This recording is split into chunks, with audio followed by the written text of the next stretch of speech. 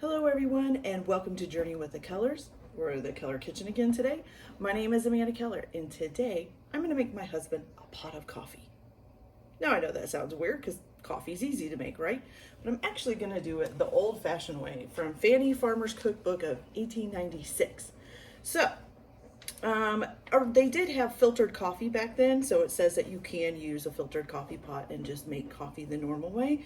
But because, they also did boiled coffee, they had ways to make a small pot of coffee, to make a coffee for one, and then also an after dinner coffee, which an after dinner coffee, they tried to make it not as caffeinated because they knew it could cause gestational problems when you were sleeping, which is pretty cool. Also want to say that if you are interested in cooking and need to know a lot about it, this cookbook has a lot of information, and even though it's older, it's still used today for people who are like taking cooking classes or becoming a professional cook. It has a lot of good information in it. It's surprising how much they knew even back then about certain foods. So to do a boiled pot of coffee, you have to take an egg and wash it, which I already washed, and then you break the egg into a bowl. Okay. All right. And you save your shell. Don't throw your shell away. Okay. Set that there, and we need a little beater here. Okay. And you're gonna beat the egg. Okay. All right.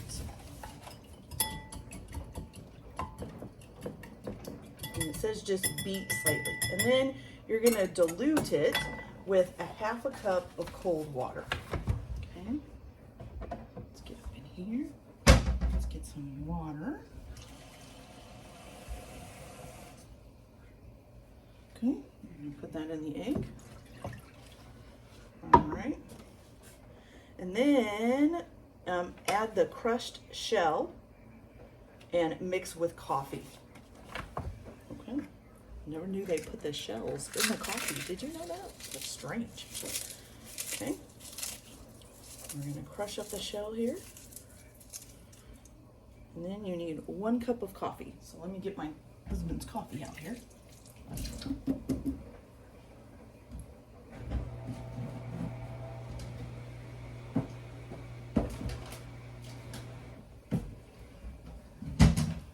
I'm just going to use the good old breakfast blend, Great Value breakfast blend coffee. Hey, what are you barking? And for some reason, my dog thinks this is her. Hey, shh, no, behave.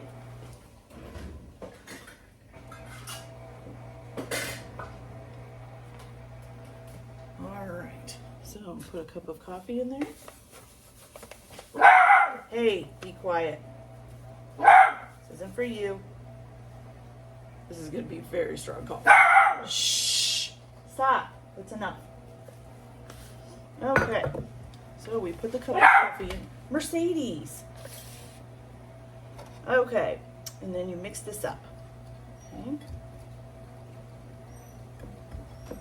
Now, it says after this to pour it into a coffee pot, but I don't have a coffee pot that I can set on the stove. All we have is the regular glass coffee pot for my coffee machine. So I'm just going to do this in a pan. Hopefully that'll work just as well. Okay, so now we got this. Look, it looks like a coffee soup. Kind of looks like pudding. Strange. Okay, so we're going to pour this into the bottom of the pan.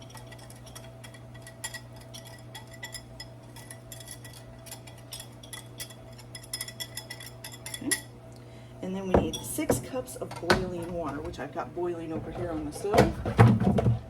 So we'll just take this pan over there and add 6 cups of water to it. And then you're gonna set it back on the stove to boil for about 3 minutes, okay? So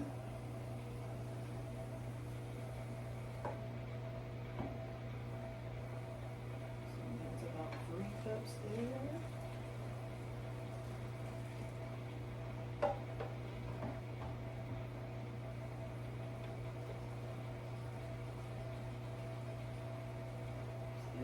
Just a little bit more because we weren't quite at 3 cups. Okay. shut this pan off. Excuse me, ma'am.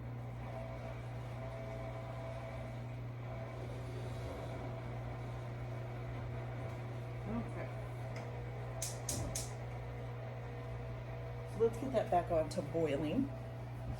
Okay, and then it says, let's see, oh, stir thoroughly and then place on the front range and boil for 3 minutes. So I didn't stir it, so let me stir it here too.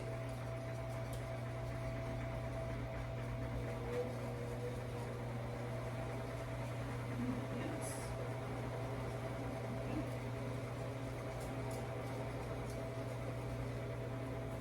Okay.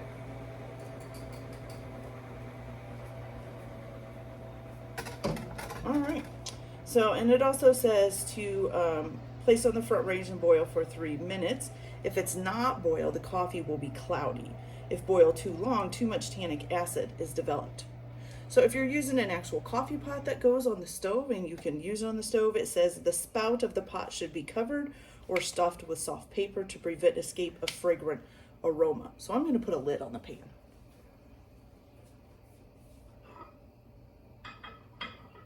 Okay, did that. Now, it says, let's see, stir and pour some into a cup to be sure that the spout is free from the ground. So once it's boiled for 3 minutes, then you're going to pour some out into a cup to make sure it cleans the spout out. You're going to put it back in the pot and then pour some out again just to make sure everything is cleared and out of the way. And then after that, you're going to add the remaining cold water, which is another half of a cup. And it says that it makes, which perfects clearing. It says cold water being heavier than hot water sinks to the body and carrying the grounds with it. It says place on back of the bottom of the range for 10 minutes where coffee will not boil and serve at once. So once we get the boiling done and then add the cold water to it, then you're supposed to just let it sit for 10 minutes without boiling and then you can serve it. So we'll see how it comes out. Woo. Be right back.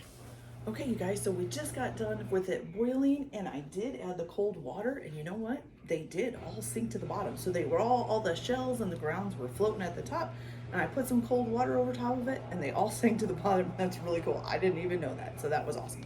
Okay, so then once it sits for about 10 minutes, then of course we can try it. I don't know if I'll get my husband to do it on video, so I'll probably just have to let you know. But it sits for 10 minutes and then you can serve it. And then after you're done with the coffee, it says that if there's any left, you can drain it away from the grounds and the eggshells, and then you can reserve that for making jellies or other desserts. So that's kind of cool. And it says the eggshells may be saved and used for clearing coffee. 3 eggshells are sufficient to effect clearing where 1 cup of ground is used. So you can save the eggshells and use it for clearing more coffee. You can save the coffee grounds for making a dessert or a jelly. And then it says, let's see. The egg performs to, ground coffee. Okay, the shell performs no office in clearing except for the albumin, which clings to it. It says Burnett's Crystal Coffee Settler or saltfish skin, washed, dried, and cut into inch pieces is used for the same purpose. Coffee made with an egg has a rich flavor which egg alone can give. Where strict economy is necessary, if great care is taken, egg may be omitted. Coffee so made should be served from the range as much motion causes it to become roiled. Tin is an undesirable material for a coffee pot as tannic acid acts on such metal and is apt to form a poisonous compound. When coffee and scalded milk are served in equal proportions, it's called café au lait. Coffee served with whipped cream is called Vienna coffee. So that's just really cool. And then, of course, it tells you about making like a after dinner coffee and stuff, which is basically the same recipe. It just says, filter coffee is often preferred where milk or cream is not used, as is always the case with black coffee. Serve in after dinner coffee cups with or without cut sugar. After dinner coffee retards gastric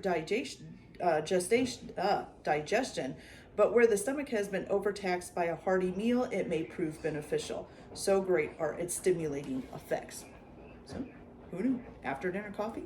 Maybe just don't have it too close to bed. All right, so we'll be back after my husband tries this and see how it tastes. Be right back.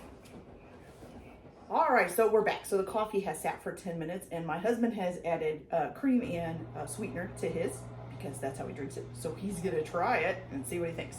So when I did dip it, get it out, it did have some grounds at the bottom that tried to get into the cup, so you have to watch that as well. All right, honey, go ahead. Let's try it. It's good. It tastes like coffee. Tastes like coffee. Does it have grounds or anything in it? I can't taste any. Oh, sweet. I'm not to the bottom yet, obviously. Well, there you go. Coffee from the late 1800s. Well, hope you guys all enjoy your day. We'll see you again in a little bit. Bye. Say bye, Mercedes. Bye.